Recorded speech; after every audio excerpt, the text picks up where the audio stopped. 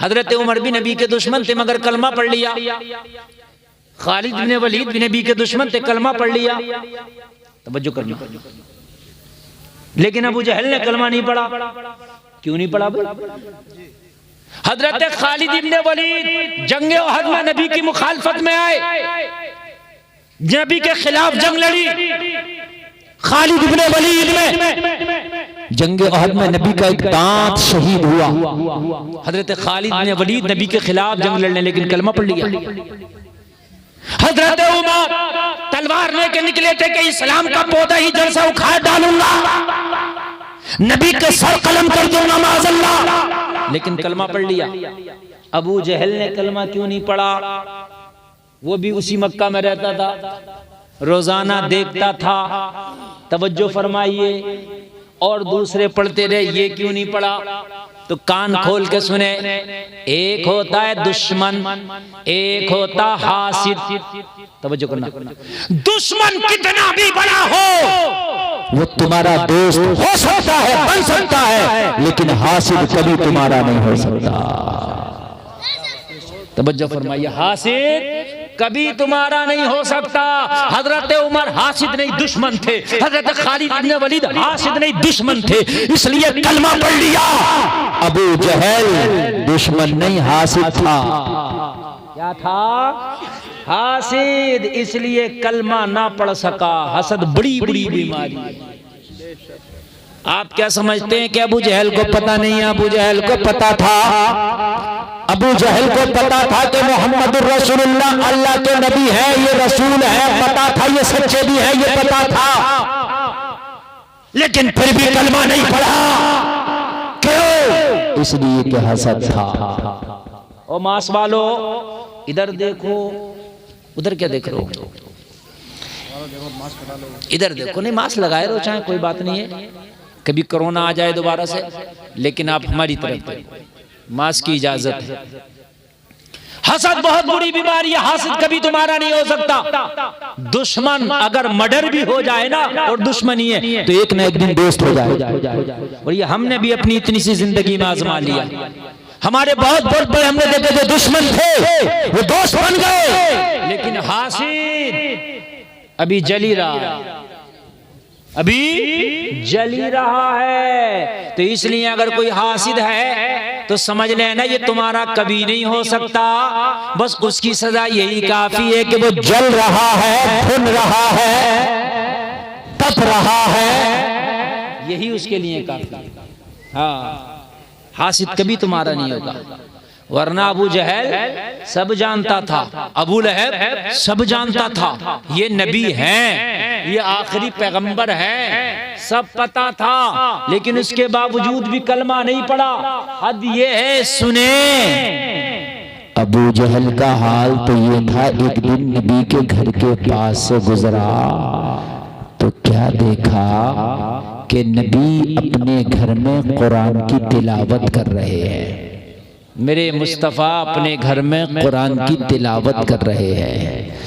अब अगर कोई अच्छे आवाज का मालिक कुरान पढ़े तो उसका कुरान सुनने में बहुत अच्छा लगता है। आमीना का लाल कुरान पढ़े तो कितना अच्छा लगेगा। जरा बोलो ना सुभान अल्लाह। आया अबू जहल ने जब आवाज आई उसके कान में, नबी रात में कुरान पढ़ने तो दिन में तो कुरान की मुखालफत करता था, लेकिन नबी की जबान से जब कुरान सुना ना तो इसके कान में अच्छा लगा। अच्छा लगा। अच्छा तो अच्छा ही होता है। अब वो हसद की बुनियाद पे ठुकरा रहा तो अलग बात है, लेकिन कान तो कह रहा है कि अच्छा है। दिल एक ऐसा आला है तुम्हारा, दिल एक ऐसा थर्मामीटर है तुम्हारा कि तुम्हारा दिल चाहे मुखालफत में जबान से कुछ भी कहते रहो, लेकिन दिल अंदर से सही फैसला देता रहेगा, यार ये बात गलत है, ये बात सही है। ये थर्मामीटर है। अबू जहल नबी की दीवार से कान लगा के कुरान सुनने लगा। सुभान अल्लाह। सड़ा हुआ काफिर नबी का कुरान सुन रहा है। सुभान अल्लाह बोलो। और तुम्हें गाने सुनने में मजा आता है, तुम्हें फिल्में देखने में मजा आता है, कुरान सुनते ही नहीं हो। कभी सुना हो तब ना मजा आए। कुरान सुनो, खुदा की कसम सबसे ज्यादा मजा कुरान के सुनने में आएगा। सुभान अल्लाह सुभान अल्लाह। हजरत हमारे घर में तो कई लोग कुरान पढ़ते हैं, हमारी अम्मी भी कुरान पढ़ती हैं, हमारी बहन भी कुरान पढ़ती है, हमारी दादी भी पढ़ती थी। तो कुरान सही तरीके से पढ़ा जाएगा तब मजा आएगा। ये जो उल्टा सीधा पढ़ रही हैं आजकल की हमारी माँ बहन और हमारे भाई भी पढ़ते हैं, ऐसे पढ़ते हैं ऐसे पढ़ते हैं। हम तो हाफिज हैं, हमें भी कभी कभी पता नहीं चलता ये पढ़ क्या रहे हैं। हम हाफिज हैं से पता, हमें नहीं पता चलता क्या पढ़ रहे हैं। क्यों इमाम साहब मैं गलत कह रहा हूँ? ऐसे घुमा फिरा के मजहूल पढ़ेंगे, ऐसे मजहूल पढ़ेंगे। ऐसे कुरान पढ़ने से बेहतर है कि ना पढ़ें, पूरा कुरान ना पढ़ें, एक पारा पढ़ें मगर सही पढ़ें, तजवीद के साथ पढ़ें। किसी हाफिज से सुना लें, किसी कारी को सुना लें, मगर तुम्हें इतना टाइम ही नहीं है, शर्म के मारे खैर ही नहीं। अरे साहब ये कहेंगे इतने बड़े हो गए वो कुरान ही ठीक नहीं है। जब मरने के बाद फरिश्ता कब्रों में गुर्जे मारेंगे, उससे तो बेहतर है क्या बजाकर किसी मौलाना को सुना दे।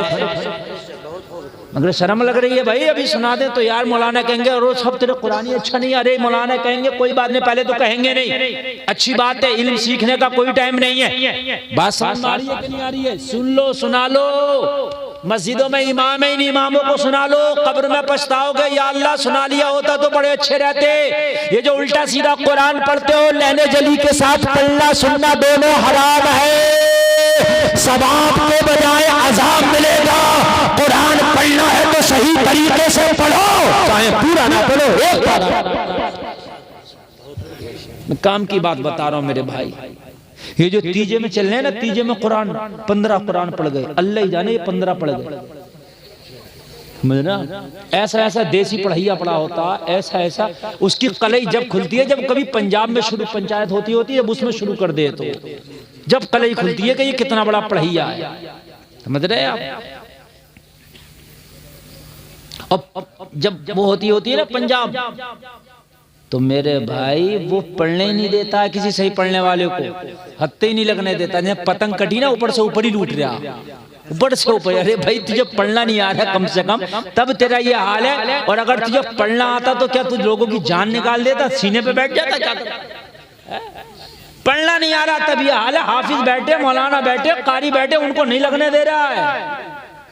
ये होता है, जबकि ये बात बिल्कुल खिलाफ है। जिसको नहीं पढ़ना आ रहा, कारी बैठा तो हक है कि कारी पढ़े, कारी को हक है कि वो पढ़े। हाफिज को हक है सही कुरान पढ़ना आ रहा, उसको पढ़ने का आप मौका दीजिए। आप कुरान शरीफ अगर पढ़ते हो तो किसी आलिम व हाफिज कारी को सुनाओ, हजरत देखें हमारा कुरान सही है कि नहीं है, टाइम निकालो। आप कहते हो टाइम नहीं है, तो टाइम तो मरने से पहले होगा ही नहीं। आप ये कहते हो टाइम नहीं है, मरने से पहले नहीं होगा। और ये टाइम नहीं है, मौत के फरिश्ते से कह के देखना। अगर अम्मा ने दूध पिलाया तो अभी मत आओ बेटा, हमें टाइम नहीं है। अगर रुक जाएगा क्या, देखो रुक जाएगा मौत का फरिश्ता, तुझे हो या टाइम नहीं हो, अपनी ड्यूटी बजा के जाएगा। समझ रहे हैं आप?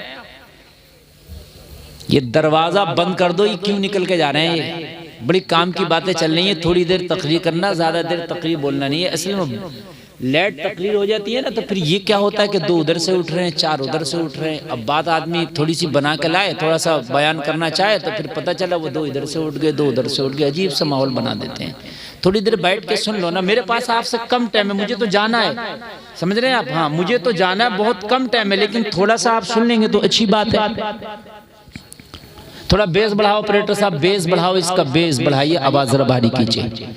अबू जहल नबी का कुरान कान लगा के सुनना और दिल में कह रहा है यार मजा तो आ रहा है।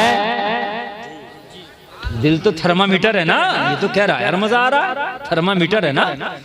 लेकिन दिमाग से तो खेल खेल रहा था ना वो, कि अगर यार मैंने भी मान लिया तो मेरी चौधराहट चली जाएगी, सरदारी चली जाएगी। मक्का का सरदार था ना ये भी, चौधरी था मक्का का ये भी, ठेकेदार था मक्का का ये भी। गुंडागर्दी करते हैं, किसी पर पावर आ जाती है ना, गाँव में भी तो बड़ी गुंडागर्दी करते हैं। दीन के काम में भी पैर रखा देते हैं, मौलाना की न चलने देते हैं, मस्जिद में भी हैं। ऐसा होगा, चौधराहट दिखाते हैं। दिखा तेरी चौधराहट, मरने के बाद तेरी चौधराहट का पता चलेगा। हाँ, एक मुतवल्ली मस्जिद में इमाम साहब ने टाइम बढ़ा दिया नमाज का, तो कह रहा हमारे बगैर मशवरे को तुमने बढ़ा कैसे दिया टाइम, इस इमाम का हिसाब करो। मैंने कहा किस बात का करो? बोले साहब 10 मिनट बढ़ा दिए जमात में, मशवरा लिया नहीं मुतवल्ली से। ये मेरे हंसने की नहीं रोने की बात है तो ये शर्म नहीं आती? नमाज इमाम पढ़ाएगा, अजान इमाम पढ़ेगा, मसला ये बताएगा। नमाज खराब हो जाए तो सही कैसे होगी, इमाम बतलाएगा। तू पैदा हुआ तो तेरे कान में अजान ये पढ़ेगा, मर गया तो जनाजा ये पढ़ाएगा, टाइम तू घटाएगा। गलत पावर का इस्तेमाल कभी ना किया, कभी ना करना। मन मारे यार। एक जगह पर मस्जिद की जमीन खरीद ली गई, मस्जिद के नाम से वक्फ कर दी कि इसमें मस्जिद बनेगी। गुंडागर्दी से उसको नमाज़े जनाजा के लिए कर दिया। बोले इसमें आज के बाद मस्जिद ही नमाज़े जनाजा हुआ करेगी, तुम्हारे अब्बा के घर की हुकूमत है, नमाज़ जनाजा हुआ करेगी इसमें। किसी आलिम से पूछा, बोले पूछा तो नहीं है। तो नहीं पूछा तो तुम्हारे अब्बा के घर की शरीयत है। जो मस्जिद के लिए जमीन वक्फ कर दी गई मस्जिद बनाने के लिए, उसमें मस्जिद ही बनेगी। समझ रहे हैं आप? नहीं साहब, वो चौधरी साहब ने कह दी, प्रधान जी ने कह दी, मुखिया साहब ने कह दिया कि इसमें ये हो गया, मरेगा मुखिया तो पता चलेगा। मसला वो चला रहे हैं जो अपने दिल को भा रहा। मौलवी कुछ कह रहा है उससे कोई मतलब नहीं है, मसला वो चलेगा जो हम कह रहे हैं। मेरे भाई, ये दिल शैतान है। अगर तुम्हारी बात किसी आलिम के सामने नीची हो रही है, होने दो, लेकिन अगर आलिम सही बात कह रहा है तो उसकी बात पर लब्बैक। जाहिल आदमी की मसला उसने गलत बताया, वो आलिम उसके खिलाफ बता रहा, वो सोच रहा है मेरी हेटी हो रही है। यही उसकी जहालत का सबूत है। वो दुश्मन बन जाता है, मुखालफत शुरू कर देता। अरे भाई, शरीयत किसी के घर की नहीं है। शरीयत में आलिम जो बता रहा है उसकी बात को मानो, फॉलो करो। अब कोई नबी नहीं आएगा, ये टूटे फूटे उलमा ही आएंगे। अबू जहल कान लगा के मुस्तफा का कुरान सुन रहा और मजे भी ले रहा है। पहले अरब था वो, उसको कुरान समझ में भी आता था। ऐसे थोड़ी नहीं है समझ में नहीं आता, सब समझ में आता था उसको, सब जानता भी था वो कि ये कुरान है। लेकिन वही हंसा, मानूंगा नहीं। बात समझ में आ रही है कि नहीं आ रही है?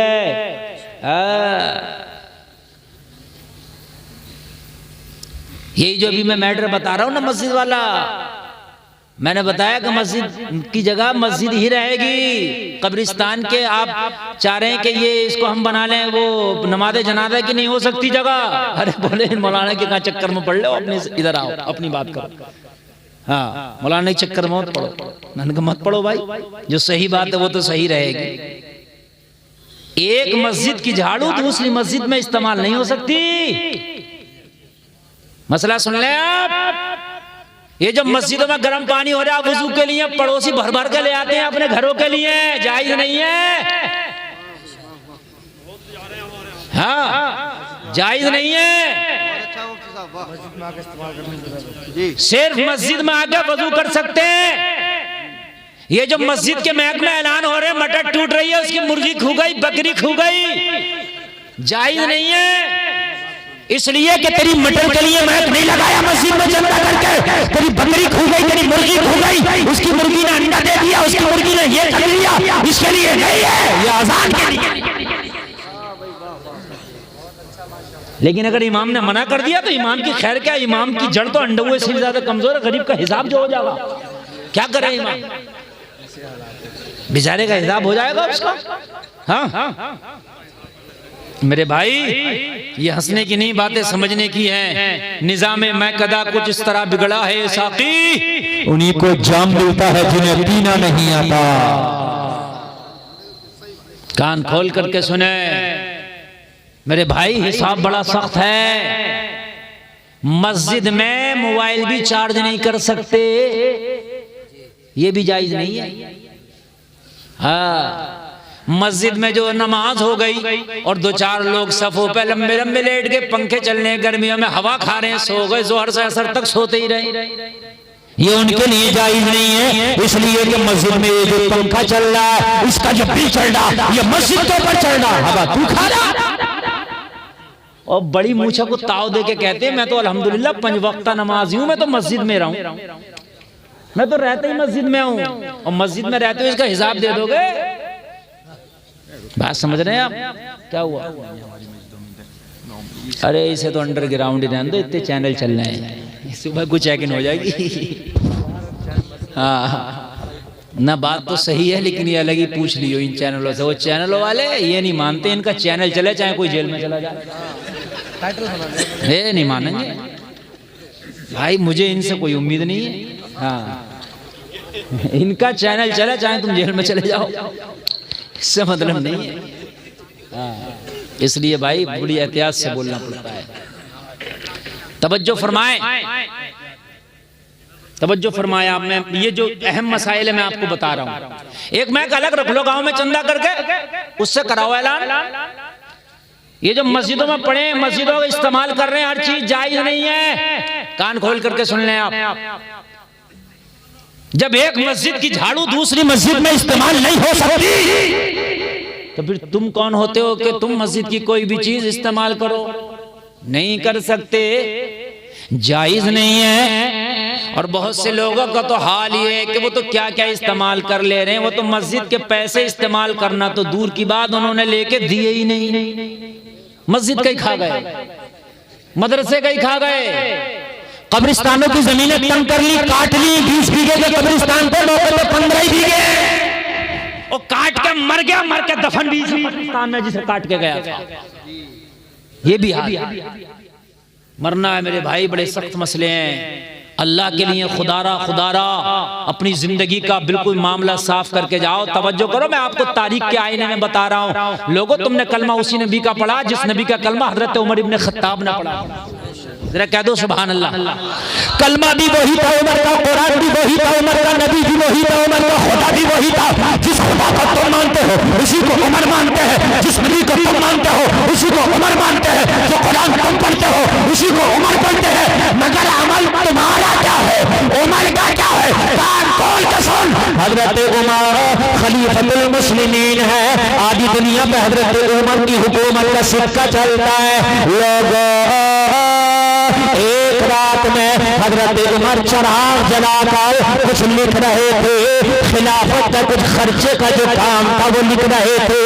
लोग हिसाबों किताब का रजिस्टर मेंटेन कर रहे थे। रात का आलम, हजरत अली हजरत उमर की बारगाह में आए, आकर के सलाम किया। हजरत उमर ने बोला, अली कैसे आना हुआ? हजरत अली ने फरमाया, उमर कुछ जाती काम था, कुछ अपने पर्सनल काम से आया था। हजरत उमर ने इतना सुना, चराग बुझा दिया। सुभान अल्लाह। क्या किया, क्या किया, क्या किया? जोर से कह दो, चराग बुझा दिया। उस वक्त रोशनी के लिए ये बल्ब नहीं थे, ये सियाफल नहीं था, ये कुमकुमे नहीं थे, ये बड़ी बड़ी हाइलोजन नहीं थी, बड़ी बड़ी ट्यूबलाइटें नहीं थी। उस वक्त चरागों से रोशनी हुआ करती थी। हजरत उमर रजिस्टर मेंटेन कर रहे थे, चराग बुझा दिया। हजरत अली हैरत में, उमर चराग क्यों बुझाया? जब मेहमान तुम्हारे घर में आता है तो आप तो रोशनी करते हैं, रोशनी बुझाते नहीं है। बोलो है कि नहीं है? रोशनी जलाई जाती है। आज ये जलसा हुआ, कितनी रोशनी है। ओ मेरे भाई, हजरत उमर ने चराग बुझाया। हजरत उमर ने फरमाया, अली अली रुके। हजरत उमर ने एक बराबर में चराग रखा था, फिर इसको जला दिया। क्या कर दिया? दूसरा जला दिया। हजरत अली ने फरमाया, उमर अगर बुझाना था तो जलाया क्यों, जलाना था तो बुझाया क्यों? अरे जब बुझाना था तो जला क्यों दिया, और जब जलाना ही था तो बुझा क्यों दिया? तवज्जो करें, आगे से लेकर पीछे तक पूरा मजमा, और मेरी माँ बहने भी तवज्जो करें, अभी इधर उधर जहन न भटकाए, एक जुमला लेके जाए। अगर तकरीर दिल पे लेके सुन ली तो खुदा की कसम जिंदगी बदल जाएगी। सुनो, हजरत उमर ने फरमाया, अली ये सरकारी रजिस्टर है जो मैं मेंटेन कर रहा था। जो चराग पहले जल रहा था वो सरकारी खजाने के तेल पर जल रहा था। आप आए थे पर्सनल काम से, उमर पर्सनल कामों के लिए खजाने का माल इस्तेमाल नहीं करता। ये मैंने जब तक आपसे पर्सनल काम होता रहेगा, पर्सनल बात मेरी आपकी होती रहेगी। जब ये मेरा पर्सनल चराग है, ये जलता रहेगा। बेशक, सुभान अल्लाह, सुभान अल्लाह। मेरा पर्सनल चराग है, ये बराबर में जो रखा है ये जलता रहेगा। और जब आप चले जाएंगे तब इसको बुझाऊंगा और फिर मैं सरकारी काम करूंगा और सरकारी चराग जलाऊंगा। समझ में आ रही है?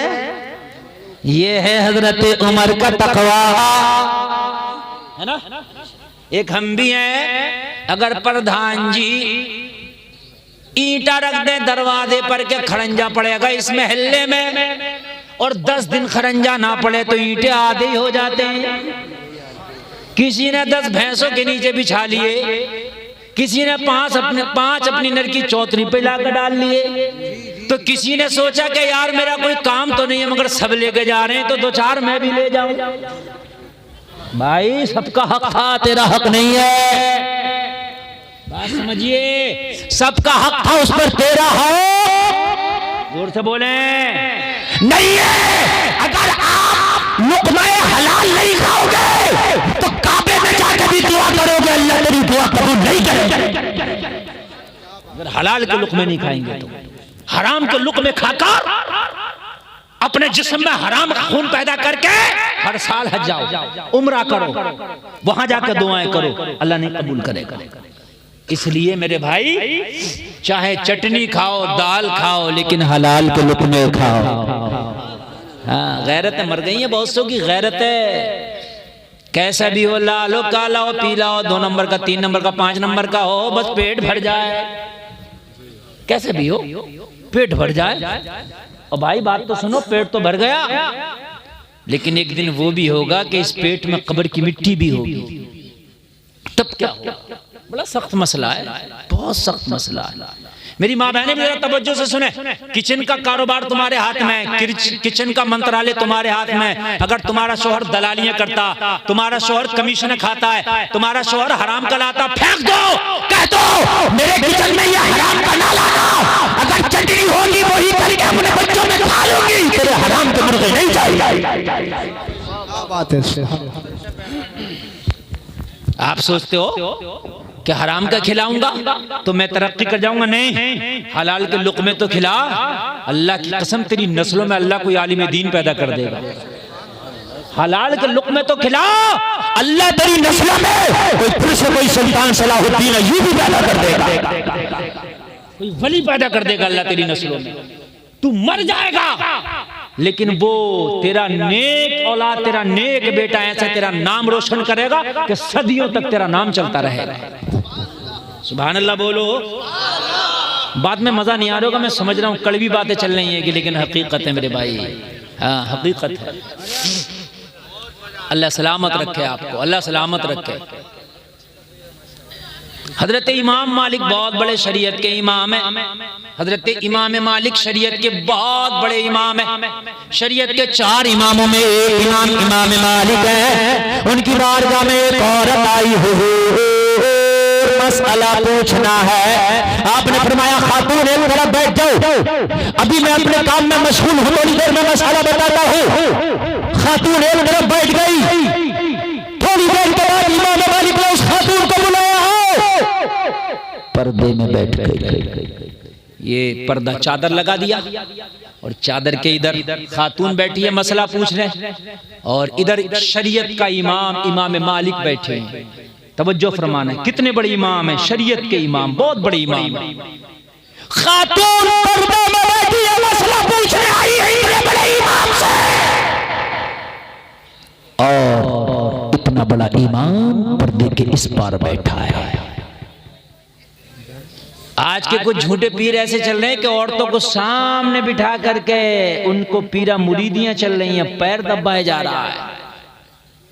हाँ, और हमारी माँ बहनें इतनी सीधी हैं, मियाँ गंडा तावीज कर रहा है, सामने बिठा के मियाँ तावीज कर रहा है, कह रही है मियाँ के हाथ में बड़ी शिफा, मियाँ के हाथ में शिफा। ये सामने से बेहयाई हो रही है, इसके हाथ में शिफा कहाँ से आ गई? हुजूर मुफ्ती आज़म हिंद आला हजरत के छोटे बेटे तावीज ये भी देते थे, लेकिन मालूम है कैसे देते थे? अगर किसी को तावीज दिया और कोई खातून, कोई जनानी तावीज लेने आई तो कहते थे कपड़े में हाथ को लपेट लो, उसके बाद हाथ बढ़ा के तावीज लो। और अगर किसी औरत ने नंगे हाथ से ऐसे तावीज ले लिए जैसे मेरा हाथ है ये नंगा, तो कहती थी तावीज लेने आई है या मुझ बूढ़े को अपना हाथ दिखाने आई है। ये फरमाते। अब तो मियाँ ऐसे ऐसा गुंडा मियाँ चल रहा है, फाले खोल जा फाले। इतना बड़ा ये फाल का खुलैया तो बताना दाऊद इब्राहिम कहाँ बैठा फाल खोल के? है? इतना बड़ा फाल का खुलैया तो बता ना फिर कि चोरियां जो हो रही हैं, चोर कहां बैठे हैं? ये सीबीआई महकमे की जरूरत क्या, हटा दो, फाल खुलवाओ। बेशक बेशक सही बात है कि नहीं? ये सीबीआई के डिपार्टमेंट की क्या जरूरत है? मियाँ के पास जाओ, मियाँ चोरी हुई है, डकैती हुई है, फाइल खोलो, मर्डर हुआ, फाइल खोलो। बात समझ रहे हैं कि समझ रहे हैं? ये सब खुराफात हैं, सब खुराफात हैं। आल फाल के चक्कर में मत पड़ा करो, समझ रहे हैं आप? इस मियाँ को अपनी फाल का नहीं पता, तो तुम्हारी क्या खोलेगा? मैं सही बता रहा हूँ, जिसको अपनी फाल का नहीं पता तुम्हारी क्या खोलेगा? नमाज़ें पढ़ो और हर नमाज के बाद में कुरान की आखिर की 3 सूरतें पढ़ के दोनों हाथों में दम करके पूरे बदन पे फिरा लो, इंशाल्लाह कोई जादू नहीं होगी, कोई टोना नहीं होगा इंशाल्लाह। देखो इधर मिलाद शुरू हो गई, खामोश हो जाओ, अब बिल्कुल खामोश हो जाओ तुम, वरना तकरीर थोड़ी देर तुम्हारे ऊपर भी हो सकती है। हाँ, खामोश हो जाओ। इनकी भेड़ चाल है, अगर एक उठ गई तो 15 उसके पीछे जरूर उठ के जाएंगे। हाँ चलो, इनका लक है, लक चलता है इनका, बैठी हैं तो बैठी हैं और उड़ गई तो उड़ गई। हाँ तवज्जो फरमाएं, तवज्जो। शरीयत का इमाम इमाम मालिक ने फरमाया, खातून क्या मसला है तेरा बता? मसला बता। कहने लगी हुजूर मसला ये, मैं बड़ी गरीब खातून हूँ, मेरा कारोबार है सूत काटने का। वो जो चरखा चला के करता था ना, कहती है कि मेरे घर में चिराग भी नहीं है जलाने के लिए कि मैं उस चिराग की रोशनी में काटता हूँ। रात होती है तो मैं छत पे जाकर के चांदनी की रोशनी में चांद के अक्स जो होता है ना, उसी में मैं अपना सूत काट के कारोबार चलाती हूँ। तो वो जगना बड़ा बारीक मसला बता रहा हूँ मैं चलाती हूँ काम।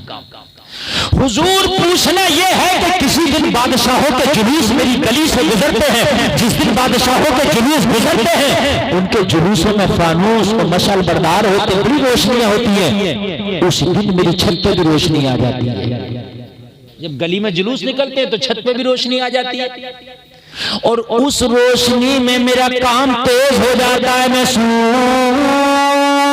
दोगुना काट लेती हूँ, काम दोगुना हो जाता है। ये जो काम ज्यादा हो जाता है, क्या मेरे लिए जायज है या नाजायज है? ये जो बादशाहों के जुलूस की जो रोशनी मेरी छत पे आती है, इस रोशनी में जो मेरा काम ज्यादा हो जाता है, ये जायज है या नाजायज है? बताइए कितनी बारीकी है, जरा गौर करें यार, कितनी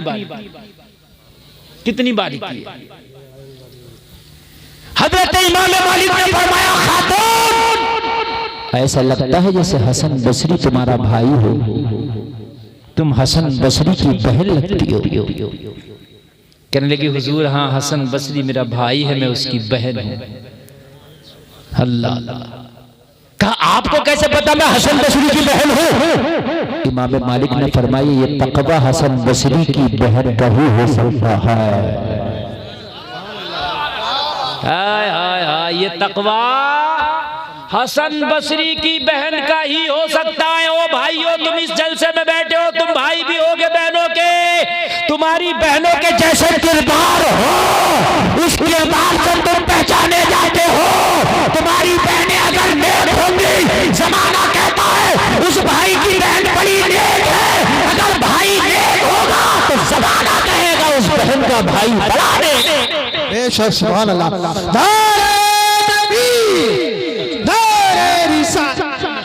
खामोश मेरे भाई, तवज्जो करें, अगर किसी का भाई नेक होगा तो जमाना कहेगा उस बहन का भाई बड़ा नेक है। अगर किसी की बहन नेक होगी तो जमाना कहेगा उसकी बहन बड़ी नेक। आप कहो काली टोपी वाले इधर सुन लो यार, सुन लो, पता नहीं यार किधर है, तो बैठ। जी इमाम साहब जी फरमाएं, थोड़ी देर सुन लें यार, डिस्टर्ब हो रहा है, बहुत ज्यादा डिस्टर्ब हो रहा है। थोड़ी देर खामोशी से सुन ले, उसके बाद में फिर आपने जो करना वो करते रहिएगा, ठीक है? मैं असल में रटी रटाई तकरीर अपने से होती नहीं, आपसे चिपक करके आप सुनते रहते, मैं बोलता रहता हूँ। आप जब अपना जहन हटाते हैं ना तो आपसे ज्यादा मेरा हट जाता है। आप क्या सोचते हैं ये जो बेपर्दा घूम रही हैं इनकी इज्जतें हो रही हैं? नहीं, ये जो नाच रही हैं कूद रही हैं इनकी इज्जत हो रही है। जमाना चाहे तेरे सामने कुछ भी कह दे, पीछे यही कहेगा इतनी बड़ी बेहया। अगर किसी के घर का माहौल खराब होना और फला कह दे कि उस गांव की लड़की हमने देखी है यार, वो उस जगह बेपर्दा ऐसे ऐसे घूम रही, तो आदमी अंदाजा लगाएगा यार उस घर की होगी, क्योंकि उस घर की लड़कियां बेपर्दा घूमती हैं। तवज्जो करना। और अगर कोई बात पर्दे की आएगी और किसी के घर के पर्दे का नाम हो, आदमी के मैं उस गांव में गया था, उस घर की खातून बड़ी बड़ा पर्दा थी, तो आदमी कहेगा हो ना हो उस घर की बात है। हसन बसरी की बहन हो ना हो, हसन बसरी की बहन हो। कहा हुजूर कैसे, मैं तो कभी आपसे मिली भी नहीं, आपने कभी मुझे देखा नहीं, मुझे किसी गैर मर्द ने नहीं देखा। कहा ये तकवा हो ना हो हसन बसरी की बहन ही। बड़ा सीना चौड़ा कर रहे हैं बात बड़ा सीना। बहनों को कॉलेजों में पढ़ने भेज रहे हैं, कॉलेजों में जाके 26 जनवरी को पहली गाना दे दिया जाता कि इस गाने पर नाच करोगी, और घर में प्रैक्टिस कर रही है। बेहया बेशरम भाई भी खुश है, माँ बेगैरत भी खुश है, बेगैरत बाप भी खुश है। हमारी बेटी प्रैक्टिस कर रही है तो उसे मरा नहीं जाता। थूकते उन डिग्रियों पे जो इज्जत के बदले आती है। डिग्री लाओ लेकिन इज्जत के बदले ना लाओ, मेहनत के बदले लाओ। कॉलेजों में बच्चियां नाच रही हैं, डांस कर रही हैं, कॉलेजों में बच्चियां नाच करके और फिर डिग्रियां ला रही है। बाप भी खुश है, भाई भी खुश है। और मेरे भाई मैं तालीम का मुखालिफत नहीं करता, मैं तालीम का मुखालिफ नहीं हूँ। पढ़ाओ खूब पढ़ाओ, लेकिन अल्लाह की कसम ये ध्यान रखना कि डिग्री इज्जत के बदले तो नहीं आ रही है। इज्जत का सौदा नहीं करना है। अगर इज्जत के बदले डिग्री आए तो ठोकर मारो डिग्री पर। इसी कॉलेज में पढ़ने वाली एक बेटी को मैंने देखा, आपने भी देखा होगा। कर्नाटक के कॉलेज में जब पढ़ने गई, हिजाब लगा के गई, बुर्का लगा के गई, पर्दे में गई, सैकड़ों भेड़ियों ने घेरा, उसके बुर्के की मुखालफत की, शेरनी बन के खड़ी हो गई, नारे तकबीर लगा करके उनकी मुखालफत का जवाब दिया। जमाना उस शेरनी को मुस्कान कहता है। अपनी बेटियों को पढ़ाओ, लेकिन मुस्कान का किरदार देके पढ़ाओ। सुभान अल्लाह, जिंदाबाद। नारे तकबीर, नारे रिसालत, नारे वंशियत, बस लगे आला हजरत अल्लामा मुफ्ती गुलफाम पुरी, नारे हैदरी। ये किरदार दे करके पढ़ाओ। खुदा की कसम ऐसी तालीम ना कराओ, माहौल इतना बिगड़ गया। ए जलसे में आने वालों, खुदा की कसम हमारी बच्चियों के इर्तदाद की तरफ कदम बहुत तेजी से बढ़ रहे हैं। आज गैर मुस्लिमों से दोस्ती हमारी बच्चियों की है। आज गैर मुस्लिमों के गले में हाथ डाल करके फ्रेंडशिप के फोटो खिंचवाए जा रहे हैं। मेरे भाइयों, कभी 26 जनवरी को उनके साथ डांस हमारी बच्चियां कर रही है, कभी वैलेंटाइन डे उनके साथ मनाया जा रहा है, कभी 14 फरवरी आती है तो उनके साथ में प्यार का इजहार हो रहा। ओ मेरे भाइयों, पढ़ाओ, लेकिन इज्जत के बदले डिग्री नहीं चाहिए। खुदा की कसम अपनी बेटी को पहले कलीजे फातिमा बनाओ। दीन का इतना ज्ञान, इतना सबक दे दो कि बेटी ईमान से बढ़ के दौलत दुनिया में कोई नहीं हो सकती।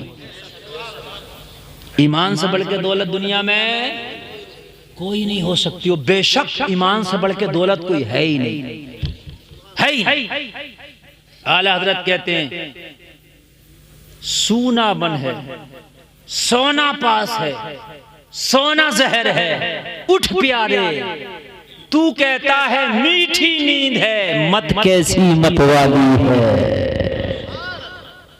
आला हजरत कह रहे हैं ये जो तेरा ईमान है, ये सोना, ये गोल्ड है। तू सो मत, गफलत मत कर, वरना चोर ले जाएगा, डाकू ले जाएगा। और मेरे भाइयों, तालीम की होड़ में इतने बेहया हो गए, हम इतने आगे बढ़ गए, हम देख नहीं रहे बच्चियां क्या कर रही हैं। मेरे भाइयों, बच्चियों को पहले तो उस कॉलेज में पढ़ाओ ना जहाँ इतनी बेपर्दगियां बेहयाइयां हो रही हैं, और उस पर खास बच्ची को पढ़ाने के लिए जरूर दाखिला कराए हैं, लेकिन खबरदार किसी भी प्रतियोगिता में हमारी बच्ची को हम डांस का कोई रोल नहीं देंगे, नाचने का रोल नहीं देंगे। पहले ये बात साफ कर लो, हमारी बच्ची नाचेगी नहीं, डांस नहीं करेगी, हमारी बच्ची आएगी, पढ़ के चली जाएगी। समझ रहे आप? मगर नागिन वाले डांस पर उससे प्रैक्टिस करा रहा, नागिन वाले डांस पे करा, कितनी प्रैक्टिस करागा नागिन वाले डांस करा। ऐसी ऐसी नागिनें होंगी कब्र में, ऐसी ऐसी नागिनें होंगी तूने देखी भी नहीं होंगी बेटा। हाँ, ऐसे ऐसे नाग और नागिन होंगी कब्र में। ऐसे ऐसे गंजे सांप हैं, ऐसे ऐसे बिच्छू हैं कि अगर डंक मार दें तो कयामत तक उनका निशान न जाए। कब्र का ऐसा ऐसा बिच्छू है मेरे भाई, ऊंट की गर्दनों की तरह उनके डंक हैं। अल्लाह के लिए खौफ खाओ। ये चंद दिन की जिंदगी की शौहरत के खातिर सब कुछ सौदा ना कर दो, ईमान का सौदा ना कर दो। हजरत आसिया फिरौन की बीवी थी जिसने खुदाई का दावा किया था, मगर खुदा की कसम फिरौन की बर्बरियत और जुल्म और सितम सहती रही, मगर ईमान का दामन न छोड़ा। हाय हाय बोलो ना यार, सुभान अल्लाह सुभान अल्लाह। मेरे भाई तुम्हारे लिए सबसे पहले दीनदारी है यार। जिनके मजहब सच्चे नहीं है, जिनके मजहबों की कोई हकीकत नहीं है, जिनके मजहबों में पाखंड भरा पड़ा है, वो आज अपने मजहब के इतने पक्के हो रहे हैं, इतने पक्के हो रहे हैं कि अपने मजहब के लिए मरने भी तैयार है, मारने भी तैयार है। और तुम्हारा तो मजहब सच्चा है, तुम्हारा तो मजहब सबसे प्यारा। इस्लाम सबसे ज्यादा पसंदीदा अगर कोई मजहब है तो तेरा मजहब मजहब इस्लाम है। और तुमने इतना हल्का समझ लिया कि खैरों के पीछे भाग रहे हो। ओ लोगों, जान जाए तो जाए मगर अपने मजहब से मुनहरिफ ना हो। इस मजहब से तो पढ़ाई में खास इस बात का ख्याल रखें कि हमारे बच्चे, हमारी बच्चियां कहीं ऐसा तो नहीं है कि अपने मजहब को अब छोड़ रही हैं, अपने मजहब से अलग हो रही हैं। तालीम हो तो ऐसी हो कि मजहब के बदले ना आए, इज्जत के बदले ना आए, मेहनत के बदले आए। तवज्जो फरमाएं। बात को हम खत्म करें बस जल्दी से, इसलिए कि टाइम बहुत ज्यादा हो गया और हमने तकरीर असल में समेट देना थी बहुत पहले, लेकिन आपकी मोहब्बतें थी, इतनी सर्दी में आप बैठे तो मैंने सोचा थोड़ी खिदमत कर लूं। अबू जहल कान लगा के नबी का कुरान सुन रहा है। याद है, याद है, सुन रहा है। सुनते सुनते इसे अच्छा लगा, दिल में, दिल तो थर्मामीटर है ना, ये बता रहा था भाई अच्छा है, बढ़िया पढ़ रहा है, बहुत बेहतरीन है। इसको आहट लगी जैसे कोई और भी है। इसने जब दीवार पे आगे बढ़ा तो क्या देखा, एक मक्का का काफिर और है जो दीवार से चिपक के इससे पहले से कुरान सुन रहा है। सुन रहा है। इसने सोचा भांडा फूट जाएगा, ये तो सब में कह देगा कि अबू जहल दिन भर अपनी पार्टी बनाता और रात को ये नबी का कुरान खुद सुनता। बात समझ रहे हैं? रात को खुद सुनता, मैंने देखा था दीवार से कान लगा के सुन रहा है। अबू जहल ने सोचा काम खराब हो जाएगा, तो इसने क्या किया, उल्टा इसी पे धौंस जमाना शुरू कर दिया। अबू जहल ने, क्यों भाई, कौन है, क्या कर रहा? उल्टी धौंस। इसका नाम था अखनस। अखनस बोला अबू जहल हमसे बाद में कहना क्या कर रहा, पहले तू बता तू क्या कर रहा है। हमसे बाद में पूछ, तू बता तू क्या कर रहा है यहाँ? अबू जहल बोला मैं तो यहाँ से गुजर रहा था, बस आवाज आई तो मैं देखने लगा क्या हो रहा है। अचानक कुछ पर नजर पड़ गई। अखनस बोला झूठ ना बोल, सच बता, तू मोहम्मद का कुरान सुनने नहीं आया। अबू जहल बोला तू बता, मैं कुरान सुनने आया हूँ। अखनस बोला असल में मैं खुद मोहम्मद का कुरान सुनने आया हूँ। सुभान अल्लाह, सुभान अल्लाह, बहुत जिंदा। खुद मोहम्मद का कुरान सुनने आया। अबू जहल बोला यार बात तो सही है, गुजर रहा था आवाज आई मैं सुनने लगा और मुझे बड़ा अच्छा लग रहा है। अब तो चोर चोर मौसेरे भाई, जो तू कर रहा वही मैं कर रहा हूँ, तुझसे क्या छिपाना। अबू जहल बोला है तो तू अपनी पार्टी का आदमी, लेकिन मैं भी यार बड़ा अच्छा लग रहा है, तू बता। अखनस बोला मैं तो कई दिन से आ रहा हूँ। अब जब बात खुली गई है, मैं तो कई दिन से आ रहा हूँ, बड़ा अच्छा लगता है, रोज आ जाता हूँ रात को। अबू जहल बोला सुन अब नहीं आना, अगर पता चल गया तो क्या होगा, और मेरा भी किसी से मत कहना, मैं तेरा किसी से नहीं कहूंगा, और अब आना मत। अखनस बोला अपनी कहो, तू तो नहीं आएगा, बोला मैं भी नहीं आऊंगा, तू तो नहीं आएगा, बोला मैं भी नहीं आऊंगा। दोनों ने वादा कर लिया। दूसरी रात आई, बिस्तर पे लेट गए, करवट नींद ना इसे ना इसे। सुभान अल्लाह। आप क्या सोचते हैं, अगर दुश्मन भी है, अच्छी बात अगर कोई होगी तो दिल कहेगा बात अच्छी है, मगर हसद कहेगा नहीं यार मानना नहीं है, मानना नहीं है, बात तो अच्छी है मगर मानना नहीं है। हाँ। अबू जहल दिल से ये जानता था, अबू लहब भी जानता था कि ये सच्चे नबी हैं, सच्चे नबी जानते, दोनों जानते थे ये, लेकिन हसद मानना नहीं। बस नींद नहीं आई,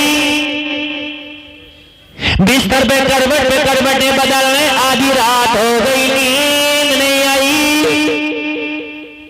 अखनस ने सोचा यार हम तो कई दिन से जा रहे, कहां अबू जहल के चक्कर में पड़ गए, रात ये तो मुझसे मना करके गया, ये तो आएगा नहीं, चूंकि ये खुद मुझसे मना कर रहा था, लाओ चुपके से जाऊं, थोड़ा सा जाके सुन लूं, आके सो जाऊंगा, सुकून मिल जाएगा, इसे क्या पता चलेगा मैं गया था। अबू जहल ने सोचा यार मजा तो बहुत आ रहा था, रात अच्छा भी लग रहा था, अखनस को तो डांट डूट के मैंने रात मना कर दिया, वो तो आएगा नहीं, चुपके से मैं जाकर सुन लूं तो उसे क्या पता चलेगा मैं गया था। इसी चक्कर में दोनों आ गए। वो उधर चुपका पड़ा, वो उधर चुपका पड़ा, है ना।